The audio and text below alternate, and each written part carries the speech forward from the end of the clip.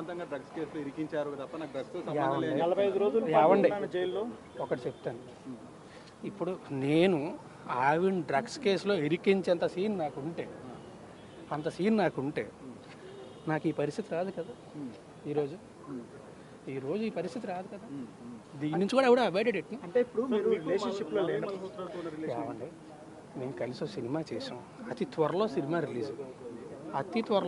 Release. మరి ఆమె ఎందుకు ఈవిడ ఆమెతోనే కాదండి, నాతో పనిచేసిన డైరెక్టర్స్, నా ఫ్రెండ్స్ అందరికీ ఆమె ఫోన్లు చేసిందండి. అందరికీ ఫోన్ చేసి బెదిరించింది.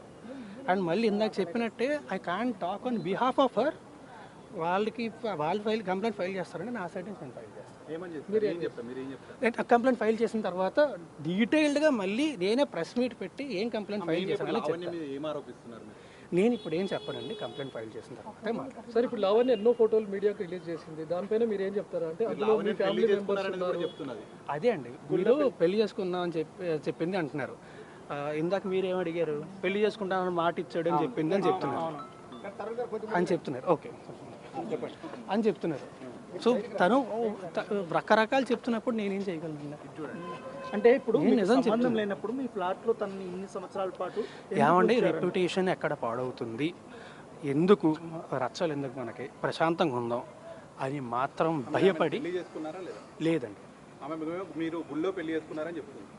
ఏమండి, అదే అంటున్నా, మీతోని మేము పెళ్లి చేసుకుందాం అని చెప్పింది, దీంతోని పెళ్లి చేసుకుంటానని చెప్పి మోసం చేశాను అని చెప్తుంది. ఏది నిజం ఉండే? అంటే మీరు కలిసి గణపతి పూజ కూడా చేసేవాళ్ళు. ఏమండి, కలిసి ఒక ఇంట్లో ఉన్నప్పుడు నేను ప్రతి సంవత్సరం కూడా నాకు అంటే గుళ్ళకి వెళ్ళి పూజలు చేసి అయిన అలవాటు. ప్రతి సంవత్సరం కూడా వినాయక చవితి రోజు ఖచ్చితంగా పూజ చేయడం అనేది నాకు అలవాటు. అంటే ఒక్క రోజు మాత్రం ఖచ్చితంగా చేస్తాను.